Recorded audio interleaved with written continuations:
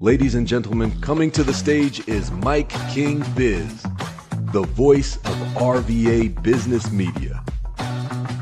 At MIKEKINGBIZ, we celebrate the idea that business makes society better. On behalf of the whole MIKEKINGBIZ ecosystem, we say a big thank you. Ladies and gentlemen, welcome back to On the Mic with Mike King here, coming to you from the Chesterfield Chamber Luncheon. I had to think where I was at. But yes. Okay, so we have leadership of the chamber. We have Kaisha, McCrea. You're the past president. Is that who you are now? I'm the past chair. The past board chair. The yes. past chair. Of as of 5 minutes ago. Yes. In July 1st. So this is your first past chair event. Yes, because before the last year you were the chair. You were the chair of the board of directors. Correct. Yes. Yes. The big cheese, the big kahuna, all those things. All right, so Kaisha McCrea is here with us of Growing Perspectives. Yes. I got it right. You got it right. We've known each other for some years, Mike. Yes. I know, but when you have the camera on you, all of a sudden you're like, wait, what's my name? What's my name? Yeah. Next to her, we have the good friend, Anna Sothen. Hi, everybody. She is the human Rolodex of Central Virginia. Okay, so, and what's your position, ma'am? Here at the chamber? Yes, so I am a member of the board of directors in my second year. Yes. And then I was the chair of the membership committee as well, too. But I've now handed that baton off to Amy Hughes, who's doing an amazing job. There you go. Alrighty, yes. So we're here today for the chamber luncheon. It is always a big event. Yes. And we're going to have a couple 100 of our closest friends. Correct. Absolutely. This is the place to be. So I say, if you know Kaisha, you know she has talking points. Yes, she does have the talking points. And if you know Anna, she does not. I do not. She does not have the talking points. I do not. Ready, Kaisha, let's talk about what's going on today and all the exciting things happening at the chamber. Yes, absolutely. So today, Mike has told you I have a few talking points. Yes. So today we are very excited to have a phenomenal panel talking about the state of healthcare. Love it. And it's being moderated by one of our board of directors who's actually our incoming, he's going to be our next board chair. Correct. Okay. And his name is Joe. Murphy. Yes, after Beth Murphy. Beth Murphy. So Joe Wilkins is moderating today's panel. So we have a phenomenal lineup. If you're not here, we invite you to check out the posts later today to hear more about healthcare. And I also want to tell you that the chamber is the place to be. I just met someone outside and they were like, oh my goodness, I came to just visit last month. And they joined. So now they're a new member. Love it. So this is a place to create community, make new connections, support your business, and get further connected in your community. And I have to give a plug. This is one of our monthly gatherings, is our monthly luncheon, which is typically the largest for the chamber monthly. Yes. A couple hundred people. Yes. But if you're looking for a smaller setting and you still want to network, we have a phenomenal chamber night out, which is July the 21st. Yep. So visit the website, sign up. It's a little more informal networking after more hours. Intimate, less people, about 40 to 50 people that you'll see in attendance there. So we invite you to come on. Where is the chamber night out? It is going to be at Burke and Herbert Bank. That's right. Oh, don't ask me directions. It's there, Huguenot, Robius, that area-ish, right? Yes. Okay. and if our directions are a little off, just go to the chamber's website. You can register. And once again, that's July 21st. Yes. It typically starts at 5:30, wraps up around 7. Yeah. Okay, that's the place to be. Yes. The chamber night out. It is always a good place to be. So one of the things we always talk about is chambers are always sort of chambers of commerce, old stuffy men smoking cigars, being there forever. It's not like that. No, not this one. So, Kaisha, you've gone from being a new member to chair, not a past chair.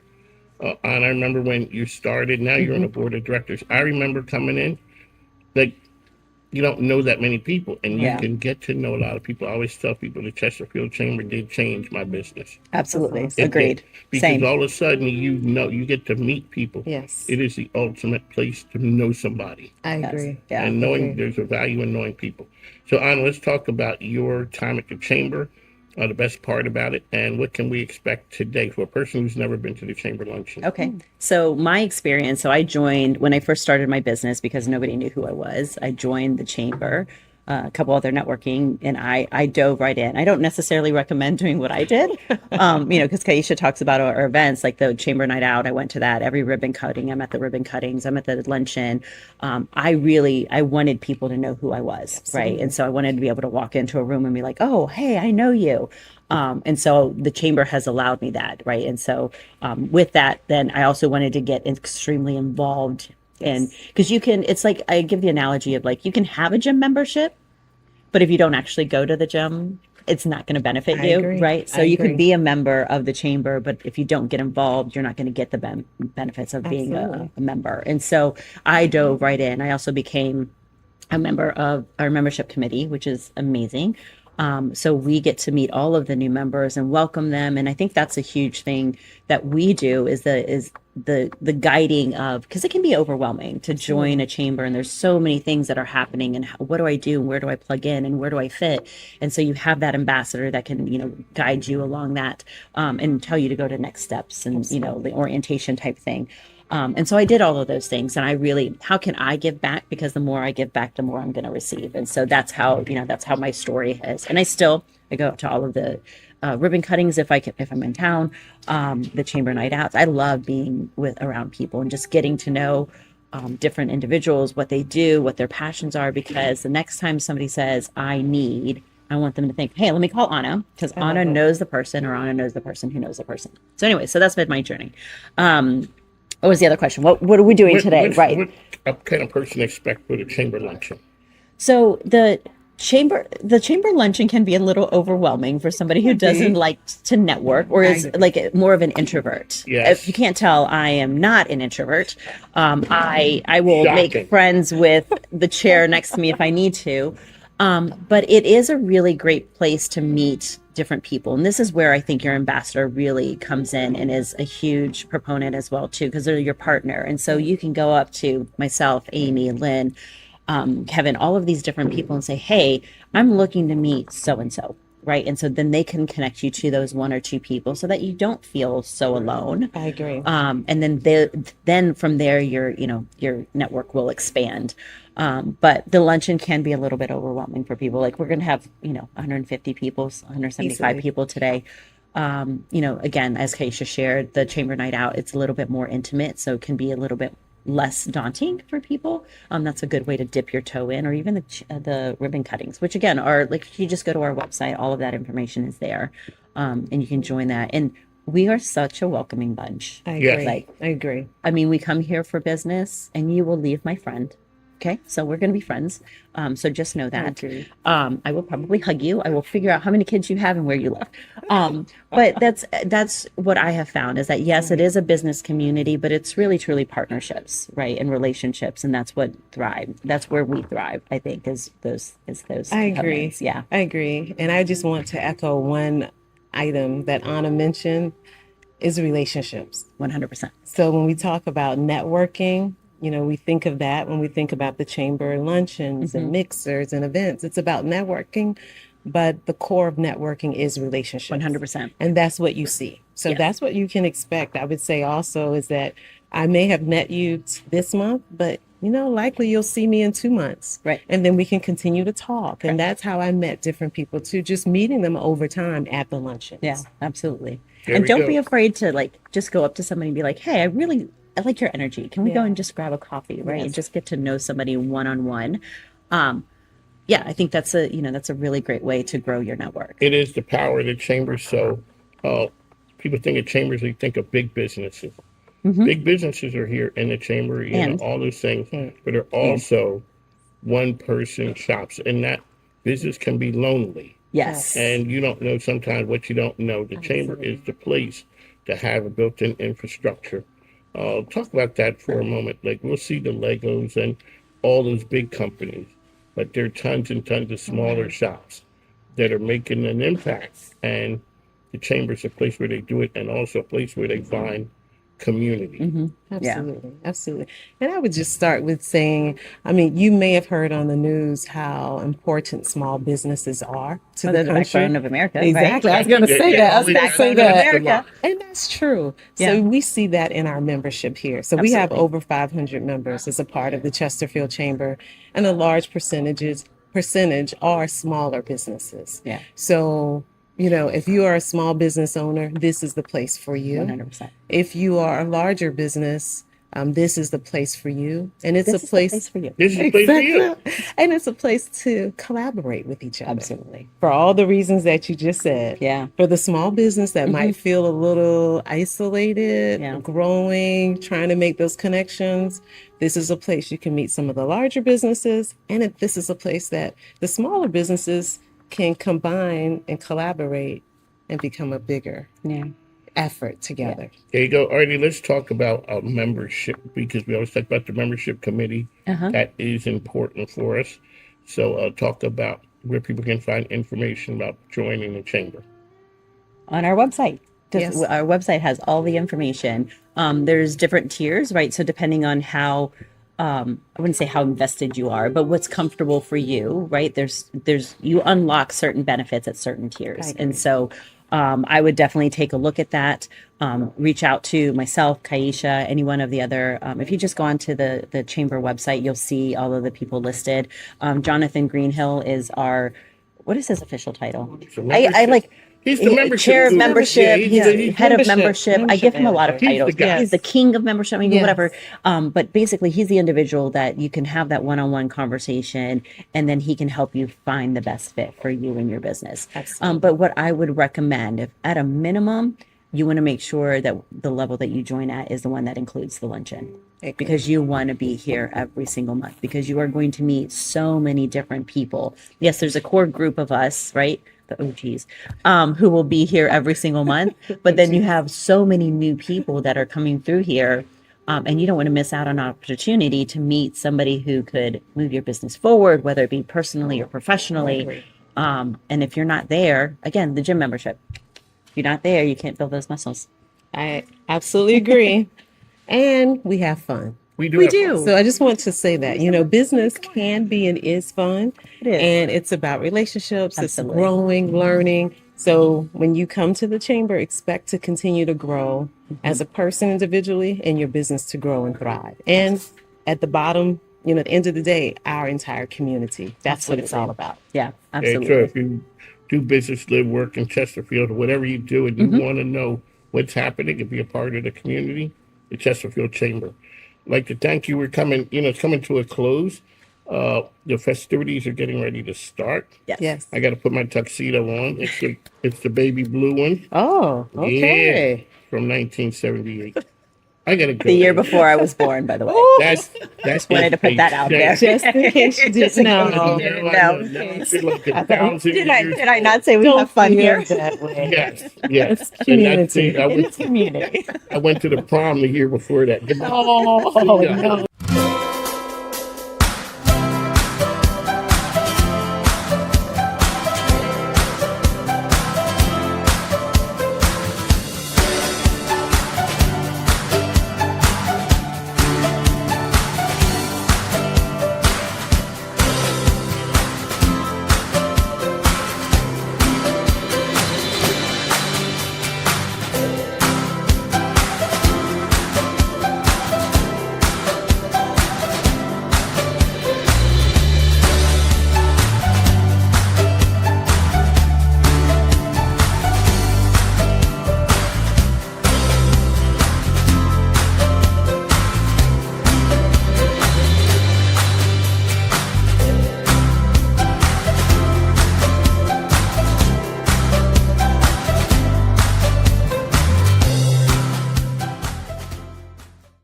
Ladies and gentlemen, coming to the stage is MIKEKINGBIZ, the voice of RVA business media.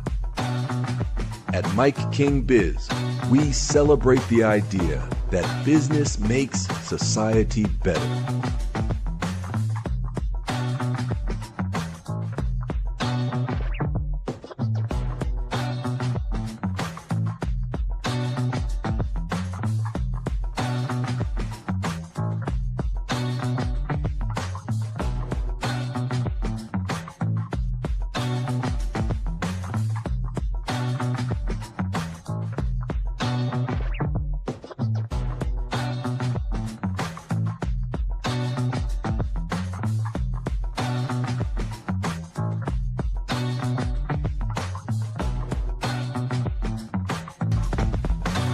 behalf of the whole Mike King Biz ecosystem, we say a big thank you.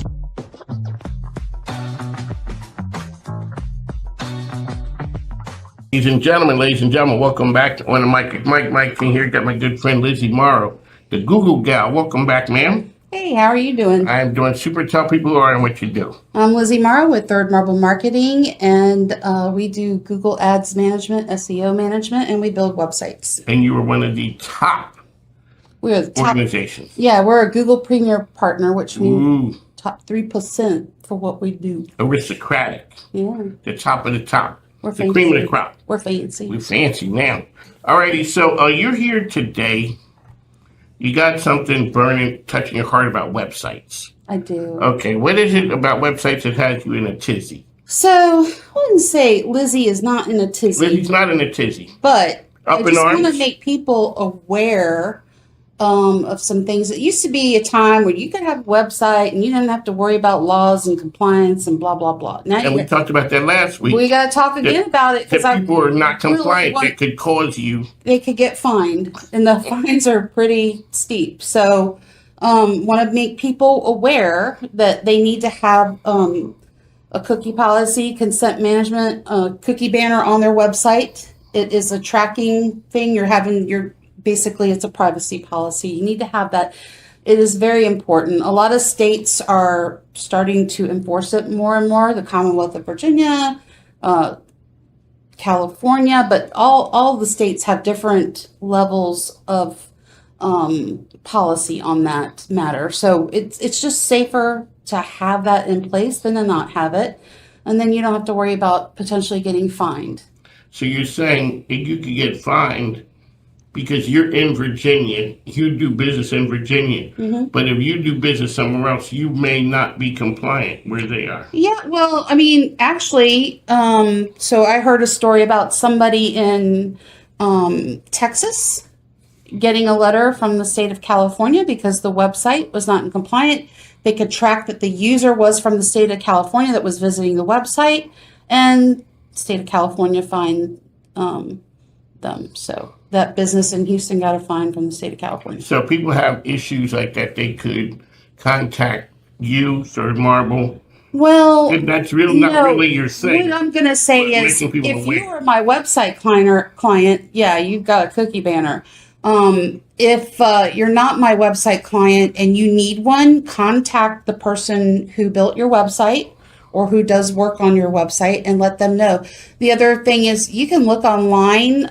There are different apps. If you're a DIY website person, we recommend Termly. So I would suggest checking that. It'll give you, not only will it give you a cookie banner, consent management, terms and conditions, and a privacy policy. There's one other thing that is extremely important to have that you can get fined for. So the ADA, American Disabilities Act, there's a need to have an ADA overlay on your website so that people with certain like vision impairments can read your website. It's pretty cool. It's on our website, but it can blow letters up. If you've got color blindness, it can change it so it can be in a way that you can read the, content. But actually, you need to get that on there too. I've heard of some situations where people have gotten fined for not having that ADA overlay. We, in particular, use Audio Eye. Again, this is something you can go to your website designer and say, hey, I need to have this added to my website. But those are things that everybody should have on their website these days. That's not exactly you guys' world, but Lizzie Morrow, this is a public service announcement. This is a PSA mainly, and we do it for our clients, but everybody else out there, you need to do it for yourself. Check with your website designer. Check with, whoever's in charge of your website. If you're a DIY person, go look for those particular apps that I just mentioned. How do people get information about Third Marble? If they want to learn more about Third Marble and want a new website, they can give me a call at 804-638-9866. Or you can reach us on the web, www.thirdmarblemarketing.com. Lizzie Morrow out there doing amazing things, okay? You also have awesome events coming up. What do you have coming up? Alignable. Oh, I want to mention something else about the consent management and the ADA compliance. So not only is it a law, so if you're running Google Ads, and you don't have that consent management banner on your website, it can negatively impact your Google Ads campaigns. So that's something you definitely want. Regardless, I mean, you need to be compliant for legal reasons, but you also, if you're running Google Ads on your own or somewhere else, you need to make sure you have that on for the health of your campaigns. Otherwise, you're just throwing advertising dollars out the window. ADA overlay, Google actually give you a little bit of a SEO boost for having that. So there's just more and more reasons to have both of those. Let's talk about Alignable now. Let's Alignable, yes. There you go. That is the event to go to the events that Alignable has. Yeah. Yeah. Adult Tools. Adult Tools on Forest Hill Avenue. The next one is next Tuesday, July 7th. We'll be meeting there at 4 p.m. sharp, and we're there till 6:30 p.m. If you want to keep cool on a hot Tuesday afternoon and you're looking to make some business connections, this is the place to be. We meet there and tell me what kind of business owners you're looking to meet, and I'll walk you right up to them. There you go, because you guys get a nice crowd there. The people are engaging, and it's a good variety of people, too. Yeah, always. All type of business owners. Always new faces, too. So. There you go. Lizzie Morrow is here. Okay. Also, next Tuesday, O'Toole's on Forest Hill Avenue. Don't be going to... Don't be going to the other one. No. Not Midlothian. Not looking for We're you. looking for you. Hey, we're here to see Lizzie. Forest Hill Avenue. Does she work here? No. He's having this networking event. Oh, no, you're at the... They know me at the O'Toole's.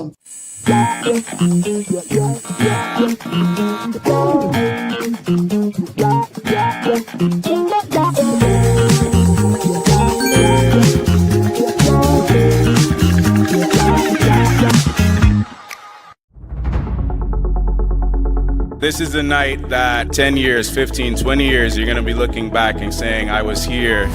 There's an inflection point happening in technology. We get to lead it, and we get to lead it right here in Richmond. We must prepare existing workers, students, and communities to be able to use AI so that no one is left behind. The real story isn't AI itself. The real story is what AI makes possible. AI is the new keyboard. It's the new mouse.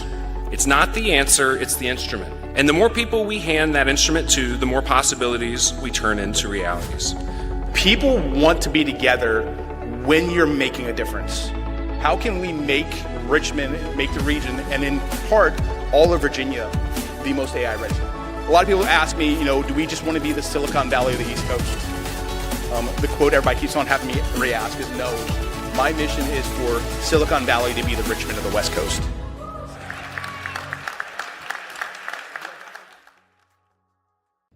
Ladies and gentlemen, welcome back to Under Mike King here. Got the man Mark Bowen of Westchester Common fame. Welcome, sir. Thank you, Mike. Good to be here today. Alrighty, so this kind of reminds me of I'm here, you're there. Tell us who you are, sir. I play the voice, so I'm not gonna say that voice, but trying to put my Morgan Freeman on. Well, you know. Yes, I am Mark Bowen. I manage Westchester Commons out on 288 in Midlothian Turnpike. Been there now for over 11 years, and we always have something going on. And we've got townhomes going up. We've got Tifa Chocolate and Gelato just had their grand opening last week. We have 2 new restaurants forthcoming. And we have a concert series, and that is happening tonight.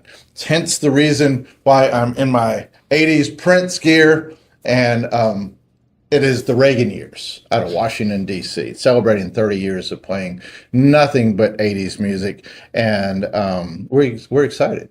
All right, so that is the band today are the Reagan years. Yes. Congratulations on that, and that doing something amazing. And nonprofit that you guys are supporting with the rating years. Is Are you up there with the Fatherhood Foundation of Virginia, Chris Beach and Company. It's going to be an exciting night.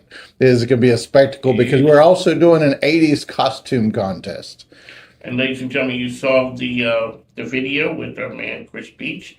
The picture was amazing. It's got a little bit of traction. It's got something there. So we kind of think that Chris Beach and the Fatherhood Foundation win the bucket brigade of getting money. So explain to our viewers what happens during the concert series. So the charity of the evening, and it is from 5:30 to 8:30 on the respective Thursdays. That is tonight, July the 9th.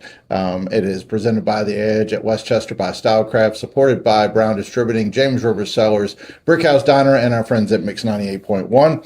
And what happens is they sell beer and wine tickets, take all the money from that. They take donations. They have an opportunity to tell their story right before the band's second set. And that's when mayhem can kind of ensue, especially with the Fatherhood Foundation.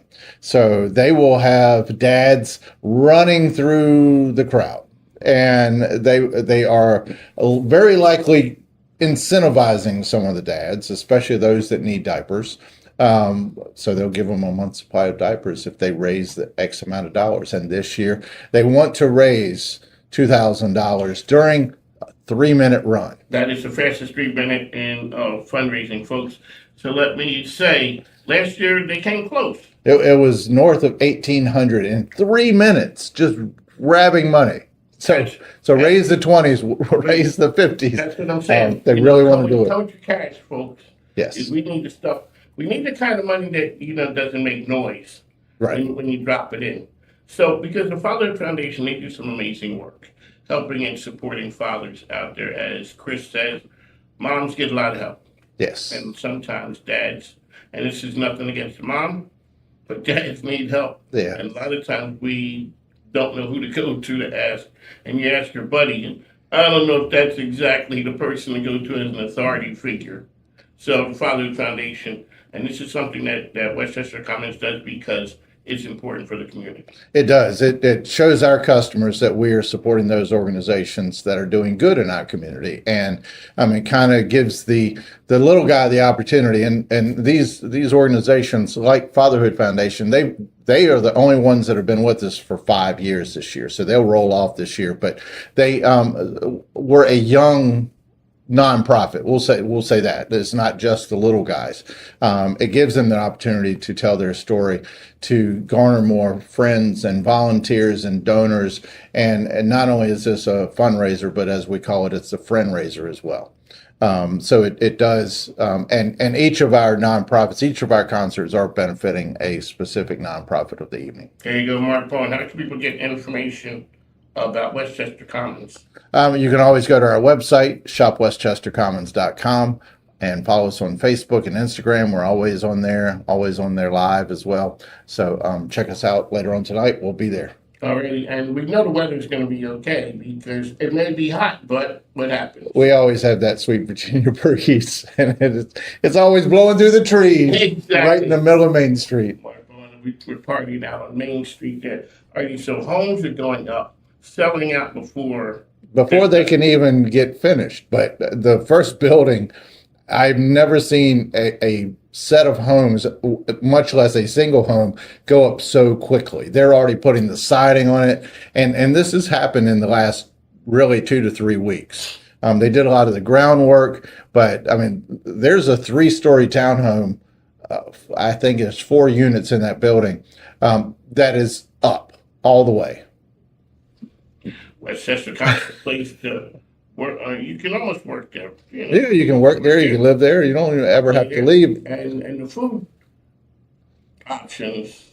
Yep, we have. Here. Yes, and we do have the highest concentration of food and restaurants and eateries anywhere in the Richmond Metro. Of course, we have the original Sedona Tap House, Napa Kitchen and Wine, Latitude Seafood, Centro Latin Kitchen and Bar, of course, Chick-fil-A, Sweet Frog, Tifa Chocolate and Gelato, Starbucks, McAllister's. I can go on and on. Good. And a lot of big things happened. I recently had something really big at McAllister's. Oh, we did. We had the very large potato. And it was the Great Idaho Potato Tour. And it was quite the spectacle. And people kept saying, "Is it real?" Yeah. It's real cool. See, that's what happens. The Great Idaho Potato just doesn't go anywhere. It's they didn't go down Main. They weren't in Carytown. They weren't on Broad Street. No. When something big happens, ladies and gentlemen, we're going to Westchester Commons. We're rolling up there.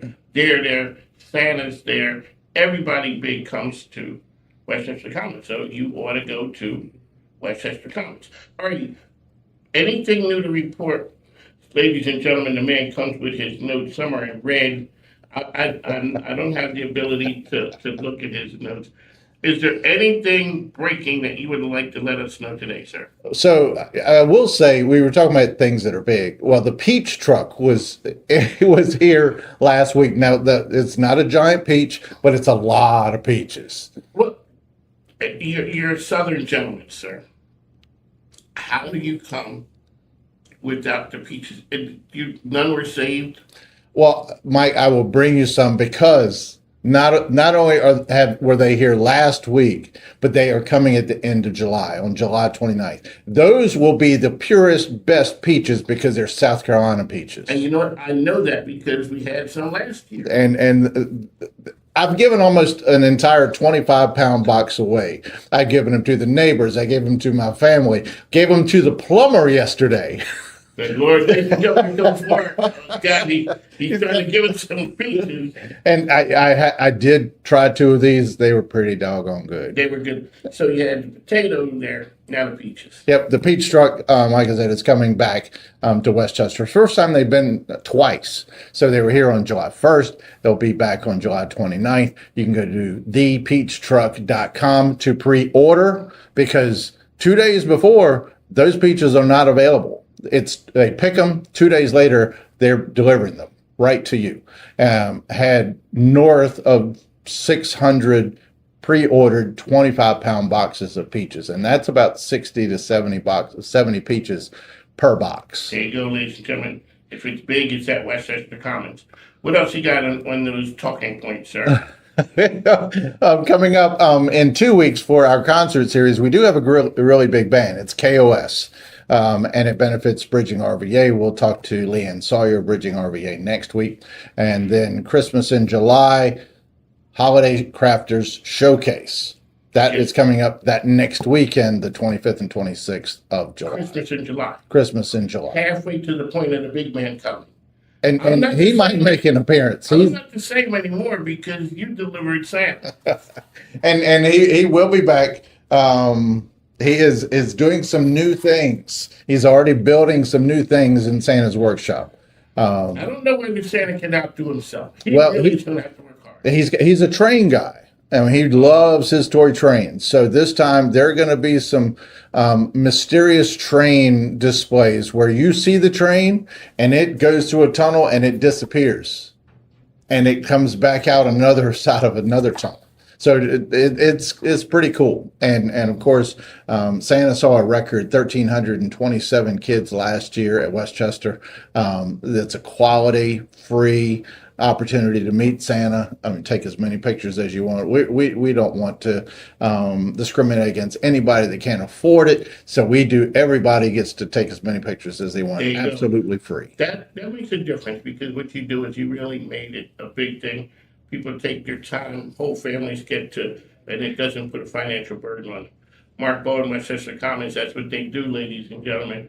From peaches to potatoes to the big man Santa coming out. He even came to see me last year. That's impressive. It is, you know.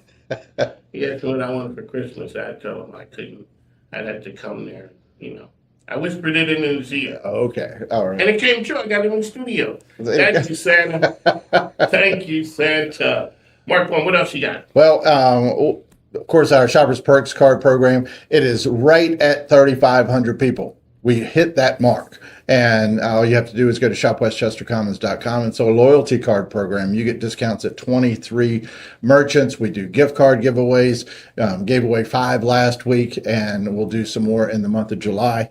And then, of course, tonight is 80s night at Westchester for the concert series, the Reagan years, celebrating 30 years of playing nothing but 80s music. And we'll have a costume contest. We'll have the chaotic Chris Beach and the Fatherhood Foundation of Virginia, and supporting. Come out and wear your best 80s gear. We will be giving prizes. So, Mike, you can come out, wear your hammer pants, and and you might win a prize. As long as I don't have to do the hammer move. Well, I was looking for my hammer pants last night. I think I have to dig some more because they might be underneath.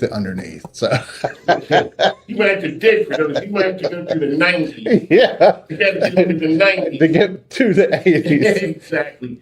Chris Beach with the fastest 3 minutes in fundraising. They're going to be out there. And explain why that's important. So you said it's not a fundraiser. It is a friend raiser. Yep, absolutely. And again, it really introduces these nonprofits to a new group of people telling their story and giving them opportunity to get more friends. That's right. Friends is what we need. All right, folks. Thanks, Mark Bowen, Westchester Commons. We'll talk to you next week, sir. Thanks. Now, take care. Close your eyes, let whispers unfold, a story untold, magic astounds. Lost in wonder, let your mind soar, where dreams take flight. MIKEKINGBIZ, on the mic with Mike, Richmond's premier business radio platform. Judge how you judge it, say we going corporate. Nah, we just corner boys with the corner office. We like the cap table, what the split says. Like that cap table, boy, we live this. Promoting how business can make the community better. No one does it better than MIKEKINGBIZ on the mic with Mike. Check it out. Are you ready to check? Ladies and gentlemen, welcome back on the mic with Mike. Mike King here, coming to you from the MIKEKINGBIZ Call Federal Media Center, high above Henrico. You can follow me on all the social platforms, which are on the mic with Mike RVA, as well as MIKEKINGBIZ. We talk to the best and the brightest. This is the premier business media program. This is a digital program / radio. You can follow me every Monday to Friday, 10 a.m. to 12 p.m. LinkedIn, Facebook, Instagram, as well as YouTube. Saturday morning, 6 a.m. Eastern on ESPN Richmond.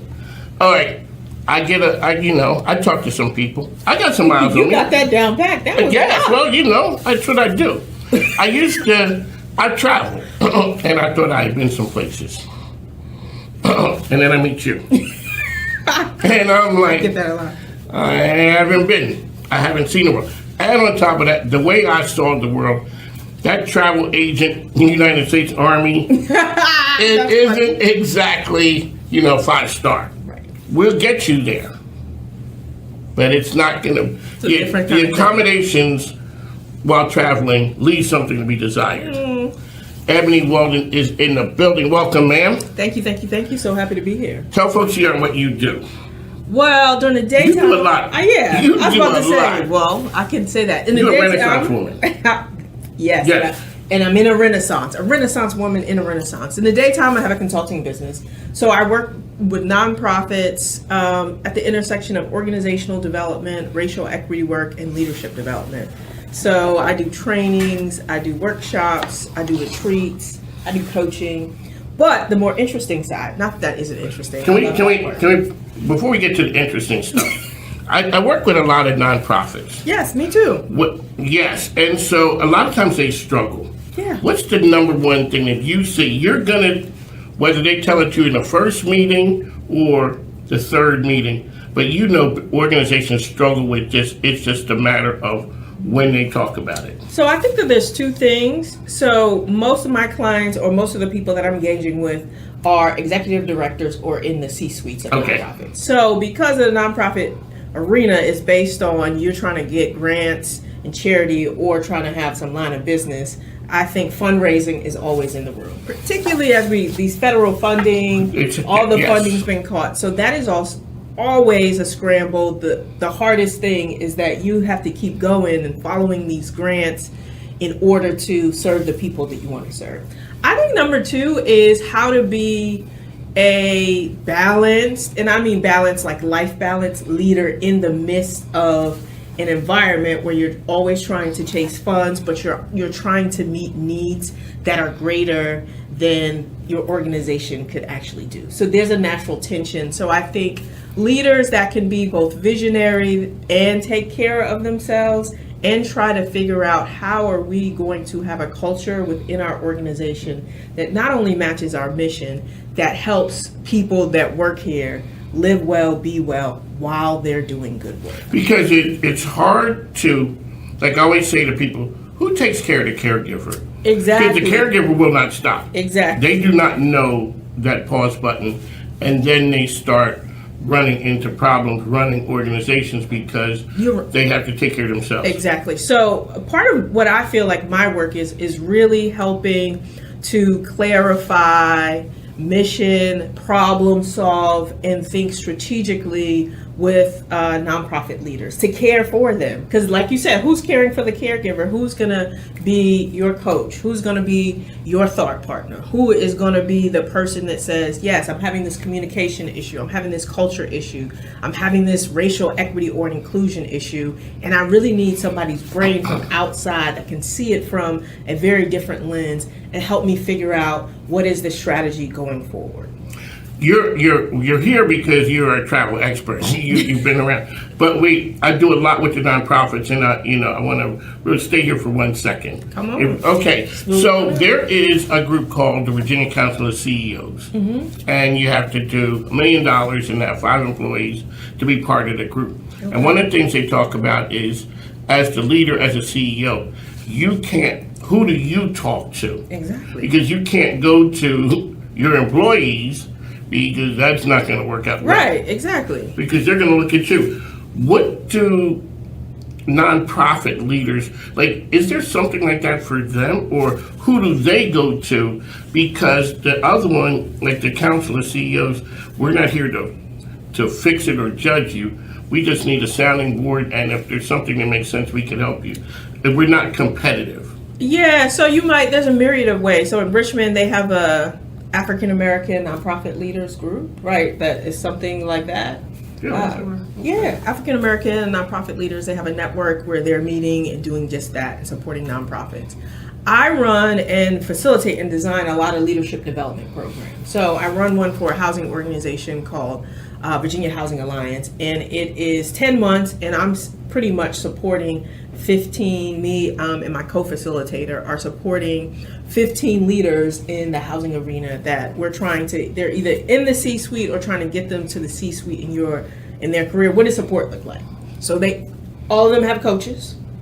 They do a LPI, which is a 360 assessment, and all of our and this model is a person role systems model. So I'm looking at you like, why are you here? What's your mission and vision for your life, not just for your career? And how does your career fit into that? What are the gifts and skills and talents that you have that nobody else have that you want to bring to the world? Are you in the right position, and are you harnessing your unique gifts in the right way? You have to have the right fuel. And then your role. What does that mean for you and your role? How do you fit into whether you're the CEO, the CFO, the program director, or operations person? How do your gifts fit into that role and usher that role forward? What are your points of power and what are your points of influence? So power, you make the decision. But if you're not the CEO, and even if you are, you have a board, where are the ways in which you want to influence for the larger impact? That's the system. What is the impact you want to have in the system with your gifts, your role, and in whatever arena you are? So I think that there are a bunch of leadership development programs. My program is not unique around the nonprofit arena that you can get involved in, as well as associations. But I would say, just from a personal perspective, get a coach. Even if you have your board members, you can rely on them for strategy, for helping you fundraise, for thinking about how to run an organization. But you need somebody that is from the outside of your environment and arena. Every leader, I think you should have a coach, you should have a mentor, and you should have a sponsor, right? Coach is going to help you work through the day-to-day of your job and of life. A mentor is going to give you advice. A sponsor is going to be like you were telling me before you got here. They're going to bring you in the room and open doors that you can't necessarily open. We all need that. And you may have a cadre of friends, supporters, people praying for you, advising you, depending on who you are, where you want to be in the future, and how they can support you. Ebony Walden. You didn't know you were coming here for that, did you? I did not. Okay, so the idea of it, I have a friend, Jennifer Montague, who runs Columbia Gas of Virginia. Okay. And she says a lot of times black women are over-mentored and under-sponsored. People would tell you, I ate ramen 29 months in a row and all that. But that idea of taking you into the room. Put my name in places it ain't never gonna be by myself. And so that's the idea, and that is the power of it. And I tell people, if you're not in the relationship business. Yeah, it actually really is all about relationships. And not from I think that I try to be in relationship from a curiosity perspective, right? Of like curious about you, curious about your life. And there may be a point of exchange and development, and when you start from that piece, I think it makes it more interesting than I'm just trying to get something from you, right? I'm trying to be in a relationship with you, and it may be a mutual exchange. You know, people who have power and position and influence, for the most part, I find, particularly if they're black folks, from my perspective, they really want to help other people. Yes. And so when I come in the room and I may need something, they're like, oh, I met this person. They're fulfilling a need or purpose in my life because I want to help people. You know what I mean? And so I think it focus on the mutuality and focus on really getting to know people. Before I started my business, years before, I started to just interview entrepreneurs. Just interview people and say, hey, you're doing something that I really want to do. Can I get 20 to 30 minutes of your time? Everybody, this is a secret, everybody loves to tell their story. If you say, I just think you're interesting and I want to hear your story, people are gonna be like, okay, I get 20 minutes for you, because mostly people just want to, they want to engage, but they love other people telling their story if they have time. And then you really get their story, and then invariably, because this is human interaction, well, they're going to say, well, tell me a little bit about you and how I can help you. Right? So if you start with getting their story, they're going to want to get their story, your story, and then they're going to say, well, how may I be able to help you? Or you might say, hey, I would love to just maybe meet for coffee 4 times a year or something like that. And would love to pick your brain about, be specific, know what you want, because people love, people love other people that are going to maximize their time. Yes. Right? So don't come willy-nilly. No, I got 5 questions for you. That's it. Right? We ain't got to get to all 5, but I got something that your brain and your experience is gonna, just hearing that is just gonna enrich my life. So I think it really is about relationships. How can people get information about that side of your life? Yeah, you can just, everything is on my website. So it's Ebony Walden Consulting. My website is ebonywalden.com. So you can find out about me as an author, me as a filmmaker, me as a speaker, and me as a consultant. I.e. a Renaissance woman. Alrighty, ma'am. So I told you I've traveled. And, when people talk about, so I had the Boys and Girls Club, and they said, a lot of times we're the group that a lot of times this is the first time people have taken airplanes or going out through organizations. I was a little different. So when I was like 6 or 7, my parents would put me on an airplane in Philly. I'd get off in Newport News, Hampton. I don't know, my aunt or uncle would be there on the other end. So they gave me my little wings and all that. Meeting people in the Army, that was the first time a lot of people had left where they were from, and got on airplanes. So you were from New York City, correct? What part? I grew up in Jamaica, Queens, and then Hempstead, Long Island. Out on the island, okay. First time you took an airplane? I'm trying to remember. I think the first time I took an airplane, I was going to Paris in high school. I'm not in high school, in college. No, I'm lying. I went to Cancun for my senior trip in high school. So I wasn't doing, ladies and gentlemen, things. That's what we call the 1%ers. That's okay. Okay. Well, say, Mike. No. I think it's when I went to Paris. No. Time out. Cancun. Scratch that. I went to Cancun. Okay, ma'am. When did you catch the travel bug?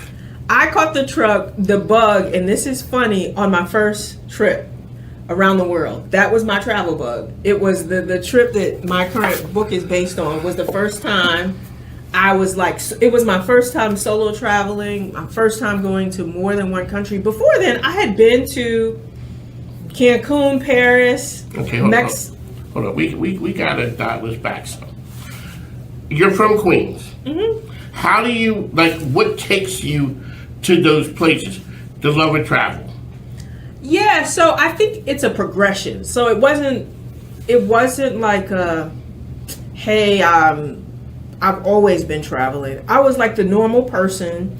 Went to college, went to a couple of sprinkling places. I went to Georgetown. Okay. In DC. And before that, I'd been to Cancun. I'm trying to think. And most of my travel as a kid, we were driving in somebody's car. We had our fried chicken. Yes, ma'am. We went to DC. We went to North Carolina. We packed our chicken in aluminum foil. We went to family reunions, visit family. So I went to Detroit, had a family reunion in DC. We went to North Carolina. That was pretty much my travel as a kid. That was most. We ain't had no money. That's what I'm saying. No, okay. When somebody did something big, they went to Florida. Yes, exactly. Okay. So I wasn't flying. I had to get on a plane. So maybe as we went to Disney World, we went to Florida as a kid. That might have been the first time I was really, we were having a good time. But I wasn't on a lot of planes and doing it. Well, I really got the travel bug. It was like, I don't know, this sounds woo-woo, but it was just like the spirit took over me. So let's go back. In 2009, I graduated college in 2002. I'm at my first job. It was in Charlottesville. I'm a city planner there. So I'm looking at site plans and development plans and 20-year plans for the city. But I'm always a person that is very visionary. So maybe in 2007, I created a vision board. My office maybe was about this size.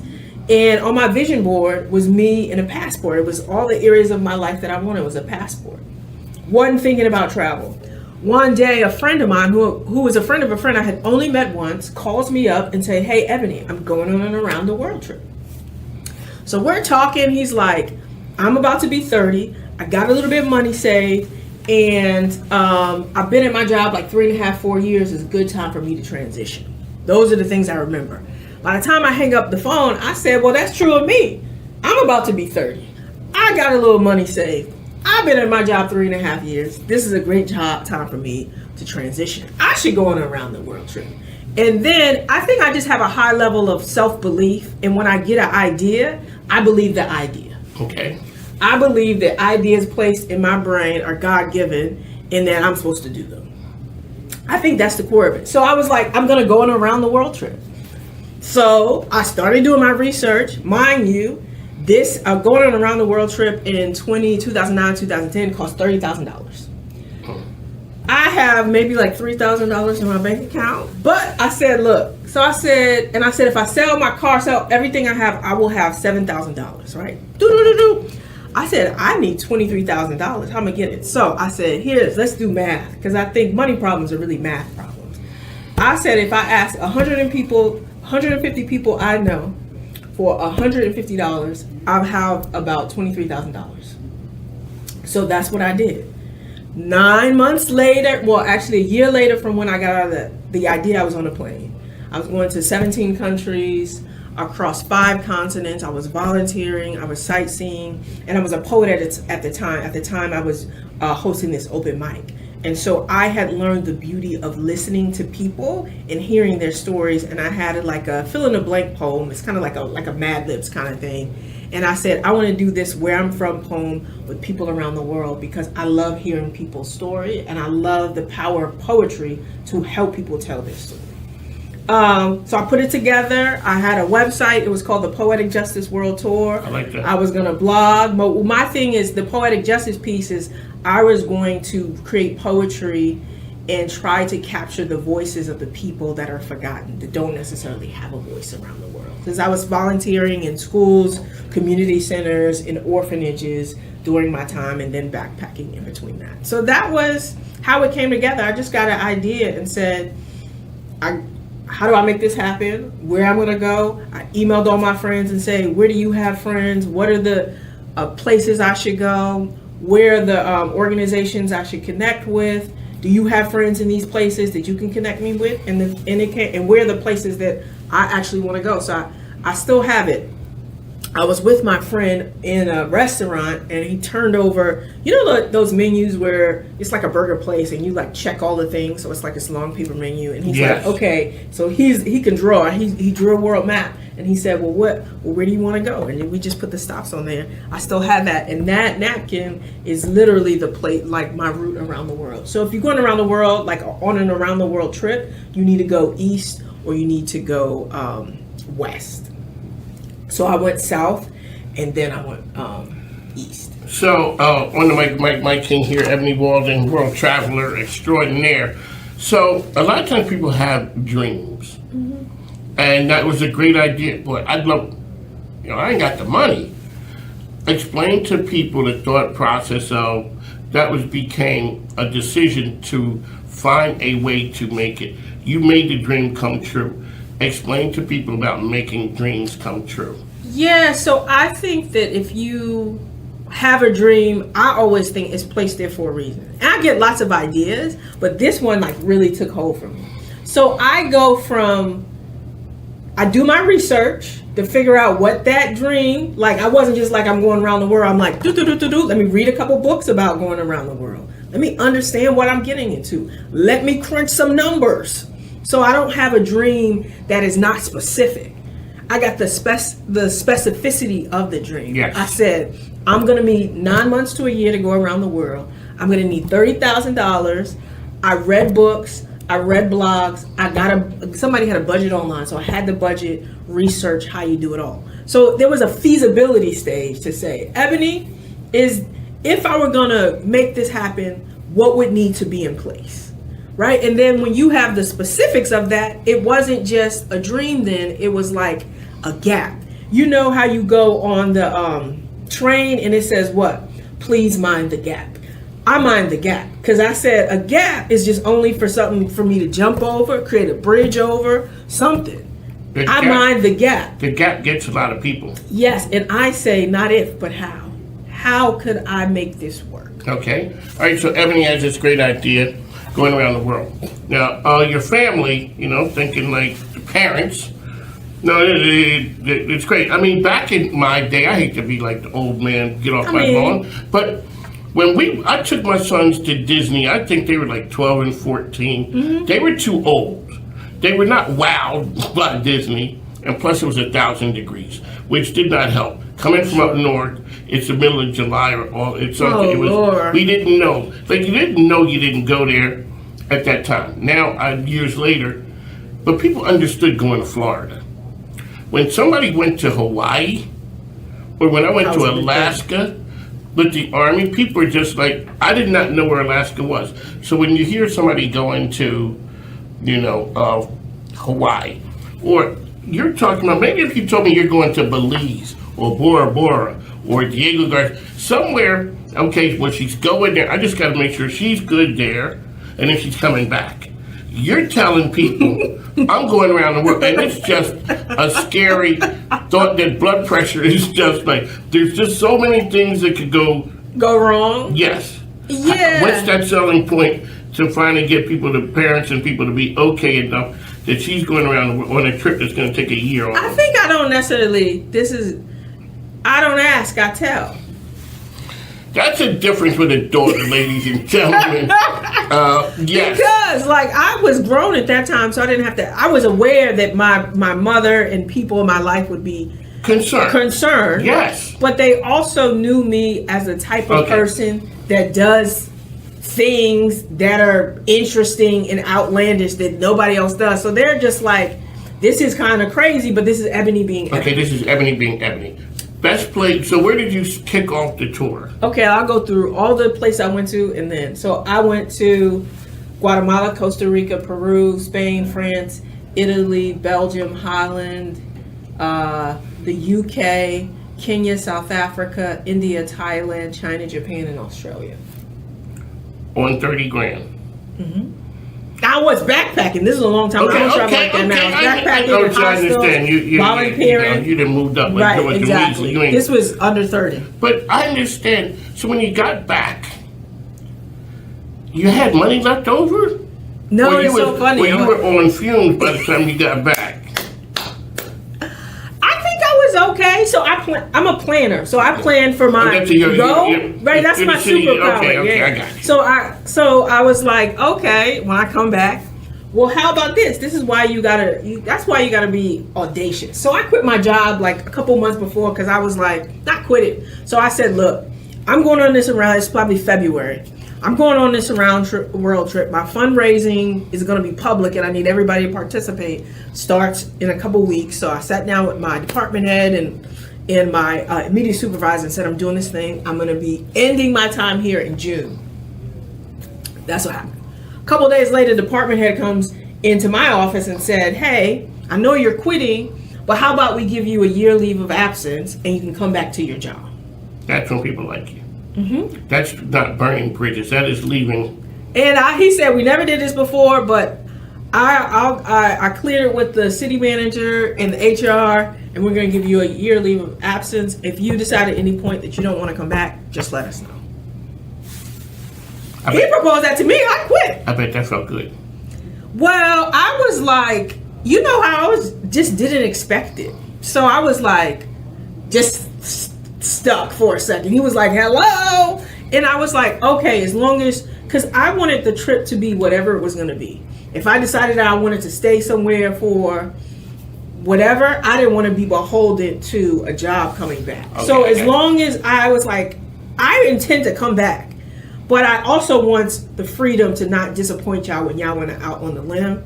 And so, like, if I decide to stay somewhere, I want the freedom to do that without having to. And he was like, all right, if you decide you don't want to come back, just let us know as soon as you can. And then we were good. So you're creative. I can tell by the whole aesthetic and the getup. You're creative. When did you realize, well, we're talking poetry, you're talking travel, you're talking all the things. When did you know you were a creative? So probably the year before I went on this trip. This is classic Ebony. I just be like, okay, I want to do this thing. Another friend had came up to me. So I always journal, but didn't like write and blogged, right? So that was always a part of my life. But a friend had came to my house. He worked at this nonprofit and said, hey, they did this commemoration they did like an awards for some community person every year. And the award was usually given something to that person, right? So the year before they had given it to a restaurant and they bought the restaurant a new sign. And this year they were honoring a community poet. And so they were going to host an open mic in his honor. And he was like, can you help me promote it? And I said, absolutely, but I got to be the host. Ladies and gentlemen, that is an extrovert right there. I'm going to help you, but yes, I want some of that love too.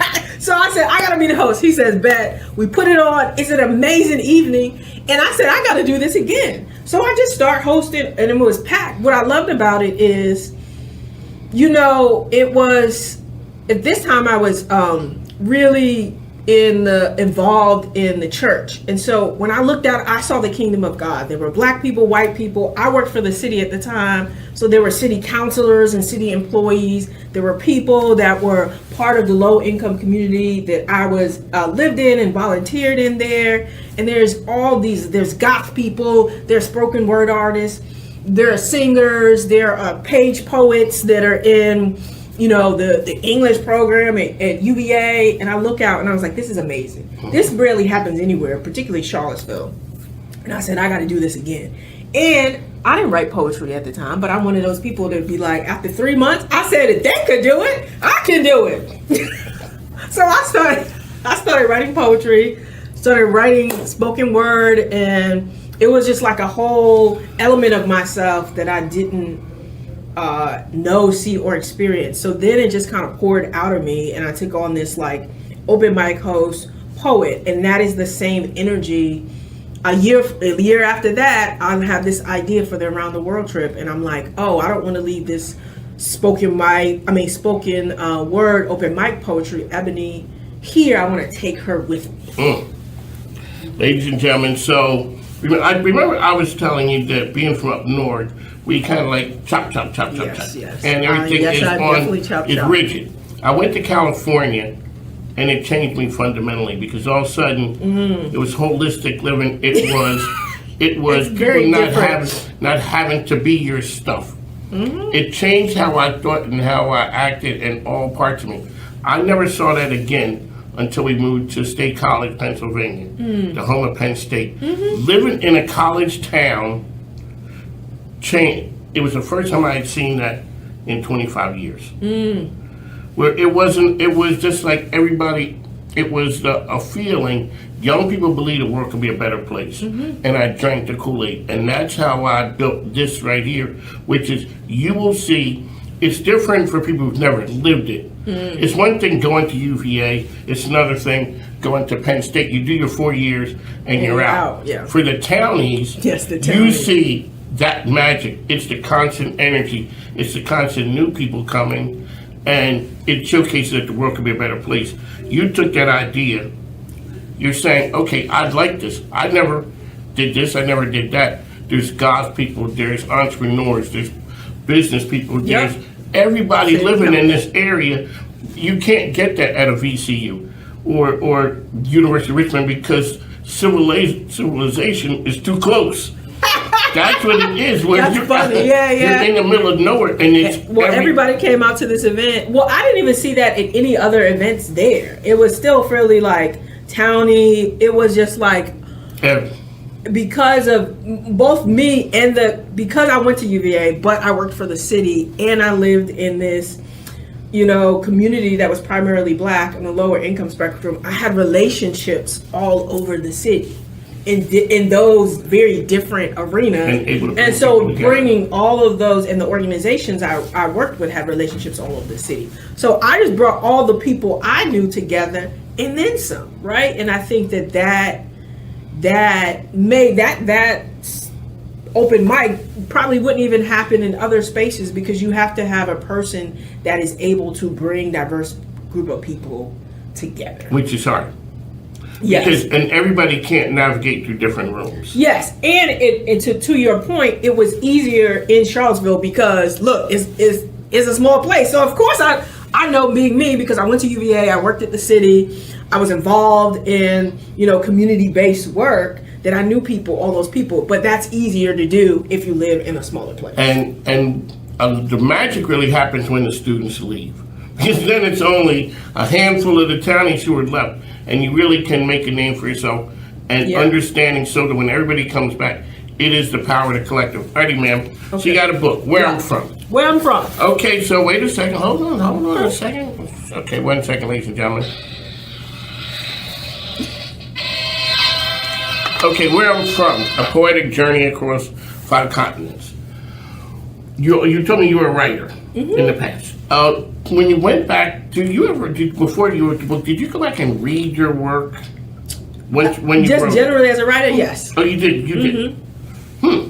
I'm not a writer, and I never was that person. My mom passed away, and I was writing, and then put away. Maybe 10, 15 years later, I read it, and I'm like, oh Lord, it hurt. I mean, I'd never seen. That's why I always ask people when you're journaling, do you go back and read it? Periodically. Yeah, so I blogged my way around the world on my trip. So I had a blog. And so I'm glad I did because I captured like what I was doing almost every day on my trip. So it made the book writing a lot easier. Okay, when did you start writing the book? So I returned. I went on a trip in 2010 to 2011. Turned in 2011. I started writing the book in 2014. Finished in 2017. 3 years. Well, so in 2014, I think they have something in Charlottesville called Writer House. It is basically offer classes for writers, different genres from fiction to nonfiction, essays to poetry. So I think I took like a 6-week writing class where you were supposed to write a portion because I'm like, it was enough after the trip where I had gotten some perspective and I knew it was an interesting story. I didn't know, and I knew I was fundamentally changed by that trip. And I wanted to go back and say, I don't want to just know I'm changed by the trip. I want to see exactly what changed me, what were the lessons, so that I can incorporate that wisdom and knowledge into my life. 3 years to take it. 3 years, yeah. When did you know it was done? A couple weeks ago when my it comes out in September. Ladies and gentlemen, I ask writers and creators, when did you know the work was done? The painter said when the person bought it. Yeah, because, I mean, it's hard dealing, so my youngest son's a creator. It's hard dealing with y'all. It is. I mean, but I would have been a creative, but my father kind of like beat it into submission. Like, we didn't come from that. Yeah. And so you need to get a blue collar job. I've turned into a creative now. But I ask people, I'm like, when it was done, are you still looking at it from Oh yeah. Even now I'm like, Dad, I should not have written that. Or I should have went this morning. I'm like, Dad. But so there's different phases to completion. So that 3-year period, I took 2 memoir in a year writing classes. So first year, you're supposed to have a half draft. Second year's full draft. I had my full draft. It was done. My professor read it, gave me some notes. I put it on the shelf. Because at that time, I was literally starting my business. Okay. And I said, I'm a type of person, I need to focus. So I can't be selling a book and all of that entails and starting to build a business at the same time. And they seemed like disparate. Like, this book is totally about travel, Ebony. I need to be about her business, Ebony. Because Ebony needs to be making some money. Okay. So I put it down. And then a couple years ago, when I have a documentary series. It's called Black Beyond Borders. It's basically me going around the African diaspora, celebrating the beauty, culture, creativity, and cuisine that is Blackness. So that started in 2024, and I said, oh, now it makes sense. That book, I was writing a proposal for another book, and then the spirit was like, you already have a book on the shelf, get it down, now it's time. So I was all about travel then, and my life was about travel, so then I picked up the book. But so there was the first phase of it's done, then there was editing, copywriting, and literally I just sent the last edits to my editor because this comes out in September. You can pre-order it now. That's right. And now can people get the information? Yeah, so you can pre-order. You can literally Google where I'm from, Ebony Walden. You can go to my website, ebonywalden.com. You'll see the book. Press it right there. You'll pre-order it. It comes out on September 8th. And I basically take you from planning through the whole trip. I write about 15 of the 17 countries, the people, the places, the poetry, but more importantly, how it changed me and the lessons I learned about life, love, and relationships from my global travels. Let's talk about what people get from traveling. Yeah, so I think lots of things, but for me, my thesis is that travel is a portal. Travel is a portal to your own transformation if you allow it to be. Because transformation in any form or a sense of change, you need to be open to change. And what travel does is make you pay attention. Paying attention and being present is the precursor to openness.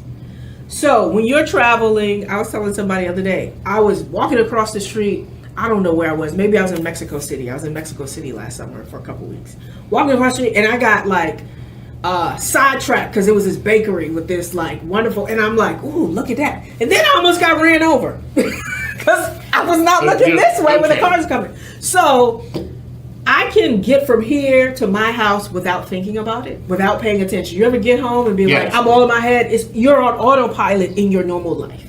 When you're traveling, it is literally a hazard to be on autopilot. You have to be aware, you have to be awake, you have to be open to different people and senses. When I'm traveling, I talk to people I would never talk to in my normal life because I'd be on my way somewhere, thinking about something. So I think travel allows you to be open to new people, new things, a new way of being. You say you went to California and there's a whole way, you get like, wow, it's a whole nother way of doing life. And I came back, my mom was like, who are you? Who are you? Because it had changed, it had opened my eyes to something, like you're saying. The other part about, like you're saying, being aware, we're so used to America and what we have here. Exactly. So the head's not on a swivel. We're just like, okay, it's what it is. But being overseas, it makes you understand one thing, how people see America. That part. That makes you not see. necessarily good. Yeah, it is true. I tell people, America, we're the teenagers with money around the world. That's not the best way to be. Exactly. A teenager is rich. Yeah, so you get that. I think that one of the biggest things is you get that the way you live is culture and a social construct, right? So other parts of the world, things mean different things. Like in other parts of the world, men can walk down the street holding hands. It doesn't mean they're gay. True. It means they're close, right? So you understand what you think is life and what is right in a completely different context is something else. And it makes you hold your own culture in your own way of being a little lighter. Because in another context, this can be completely different, right? Yes. Exactly. And so, and you understand that most of life is context. We live in a context and in a culture, and when you get outside of that culture, you can actually see your culture. But you can't see your culture most of the time. In your culture, it's like a fish in water. It's just like what you do. I think you get an appreciation, even though Black people have a very precarious relationship with this country. Independence Day is coming up. It also makes you see what privileges you also have, right? So there were places that didn't have, that I was volunteering in, that didn't have running water, that didn't have sewage, school wasn't a given. You got to pay fees to go to school. And a lot of places I went to, you couldn't pay school fees. You're not going to school, right? And so I think it just gives you a perspective of what are the things that I am grateful for, and then also what are the ways of being that might actually be a little bit better for my soul than this American way of being, right? And you don't have to move, but you might say, oh, that was good. Like when you went from the East Coast to the West Coast, you like, oh, I can breathe a little bit here. This is nice. It might be better for your nervous system, right? And so you get that perspective, and you understand life is not one thing, and then you can release yourself and other people from being one thing. Ebony Walden, ladies and gentlemen, therapist for Mike King. That's what I'm talking about. How can people find you out there, ma'am? Okay, you can go to ebonywalden.com. That's DENWALDEN. ebonywalden.com. You can find out, you can buy the book on my website. I also do speaking and workshops around the lessons and frameworks that I developed from this book. You can read some of my writing there. You can watch my documentary series, Black Beyond Borders, all of the things. There you go. It has been a pleasure. On the mic with Mike King Biz. I ain't many not built like me. I'm the last of my kind. Grew up on the back road, baby. Choose yourself again. You are in the right place at the right time.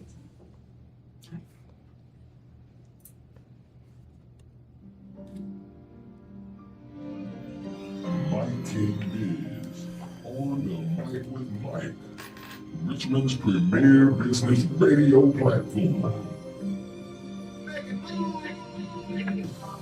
Judge how you judges say we going corporate. Nah, we just corner boys with the corner office. I'm at the cap table, what this is. Not that cap table, but we live this.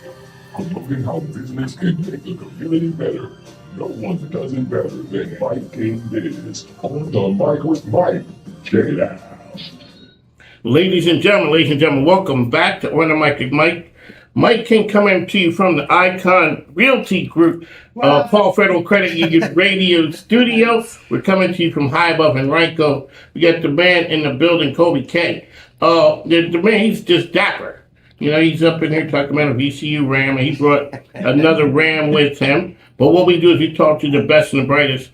So shout out to our good friends over at Icon. Now, before it used to be, I had to put some respect on the name, which was Icon Commercial. Right. That's because it was you and Robert. Right. But now we're with Katina too. So on the residential. Now I know. I don't have to decide. I don't have to just talk to you guys anymore. Yeah. I'm talking to the lady right there. So for all your real estate needs, residential, commercial, go talk to our friends over at Icon because they do it iconic. Absolutely. So we're here. Thanks for coming to the program. You can follow me on all the social platforms. On Mike with Mike, as well as Mike King Biz. Monday to Friday, LinkedIn, Facebook, Instagram, YouTube, 10 to 12. Saturdays, 10 a.m. in the East. Colby K, welcome to the program. Tell us who you are and who you brought with you, because we got to get started. Yes. I like to take my time. So, that introduction, man, gave me chills because it's hot off the press. That's right. Hot off the press. As of July 1st. Yes, that's right. Absolutely. So that's right. The first time. It's just an honor to partner with you, Mike King. I'm Colby K. I'm the Senior Vice President of Icon Commercial, the commercial division for Icon Realty, 60-plus residential agents. We have 6 commercial agents as well. And so this is what we do. We do commercial. We do real estate, but I do commercial real estate, and that's my pride and my joy. And we love bringing on local entrepreneurs that do it right, do it the iconic way. We partner with iconic entrepreneurs here in Richmond and all over. But definitely we put the spotlight on our peoples in Richmond. So we have Lori Jo, and she is, oh man. We go back, when I discovered that she was back in Richmond, I tell you, I had the biggest smile because we go back to VCU days. She came in 91. I was already here in 89, since 89. And so we just love VCU and everything that we did back in the days. And now she's back in Richmond. I was just asking her, why Richmond? Because I think when you go to VCU, you just fall in love with Richmond. Well, can I say something about the man Colby K? There are times that I say, I love Richmond, the parking situation, which may cause me to, circle around and head. I know, but no, hold on, ma'am. No, we lived in State College for 10 years. In a college town where there was no traffic. So coming here, that's fair. It's a lot going on. So if I bring up any of the suburbs, other counties to Mr. K, we got a problem. Because he is like Mr. Richmond, like telling me about all of the things. He is Mr. Richmond. Yes, he is Mr. Richmond. Yeah. I'm starting a parallel parking business for all you suburbanites that can't find a parking space in the city. You need to find a parking lot that's for business. Yes. I don't know, but I used to be nice with the parallel parking. And you now lost your street cred. You lost your street cred. I'm like the other day, I was trying, and the people was looking at me. I was sort of embarrassed. But I got in there, but I had to sit because I was exhausted. Because it took me so long. I mean, I used to do this. We are taking your Philly pass. That's like when people take your card. Yes. Yeah. I'd try and pull in or get to the box and try and get that first one so I could just. Sorry, man. All right, we got to get back. All right, so Colby K is here. Some people go by one name. Some people go by 2 names. He said to interview you are Lori Jo. So he forgot my married name. I am married now. Okay. So Lori Jo Brown. Okay, my bad. No, right. Shout out to the hubby. You got 3 E's. I still do. He's still VCU. He's still VCU. Still in the family. He's still in the family. Yes. So Jo is actually my maiden name. And so it just goes together, Lori Jo. So everyone who knows me says Lori Jo. So that's what. So you're not a last name. That's what Right. Because people would think it's Lori Jo is it, not Lori. Listen, I respond to it. I respond to it. Lori Jo. Now Lori Jo Brown. LJB. I like respond that. to it. Yeah. LJB. I like that. I respond to it. So you are a leader. You are a leadership coach extraordinaire. So really quick, I always tell people, tell us your credentials and all that, and then I'm going to ask you, you had said last year 300,000 women of color lost. Yes. There was a time people who are of a certain age don't understand. When people went to corporate America or people went to the government, you went there and stayed, and you stayed. That was the American dream. That was the American dream. You to get a corporate job, right. And then it became tough times for people. So you lived through that as a leadership coach. Tell us your story, ma'am. So, been in corporate America since the age of 18.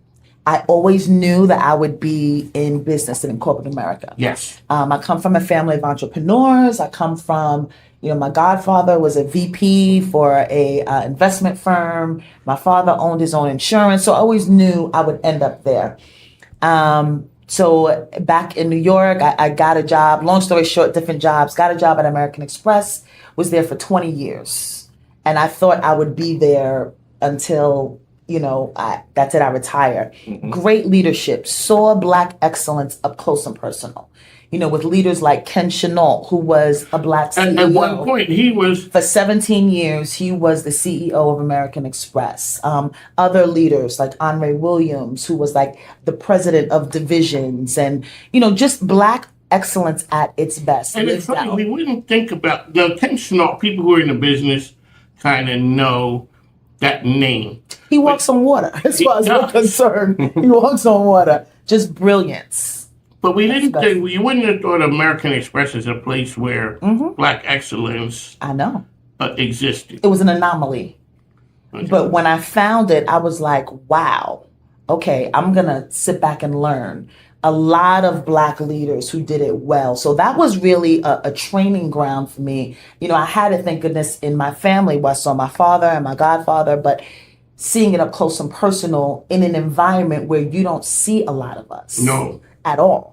And they did it at the highest level. Because when you it was amazing to me. Banks and one thing, so at that time, Dick Parsons was around New York as well. But yes, he was. We didn't look Dick Parsons as well. Really? Yeah, I did an event. See, another one who walked. Oh my goodness, that man was 6 feet. He definitely walked the water. 6 feet tall. Commanded a room when he came in. He was the former chairman and CEO of Time Warner Cable, and then became the chairman of Citigroup before he passed. So we're talking about Black men, and him and Ken Chenault went to law school together. So they knew each other. That was the connection. Okay. That was the connection. So the idea of it, when you look at excellence, so you see it growing up. Yeah. And then you see it, there are financial companies, there are credit card companies, and then there's Amex. And then there's Amex. Then you're something when you, like, Federal Express used to be the name. Right. And then they became FedEx. Right. It works the same way with, it used to be American Express. And then it became... But you pull out the Amex. It's still that way, I will say. Well, you drop the famous black card. Everybody raps about it. You drop the black card. You drop the platinum card. So it was, I was very proud to be there. It was, but then leadership changed. Things change, as they always do. And I'm relocated from New York to Richmond.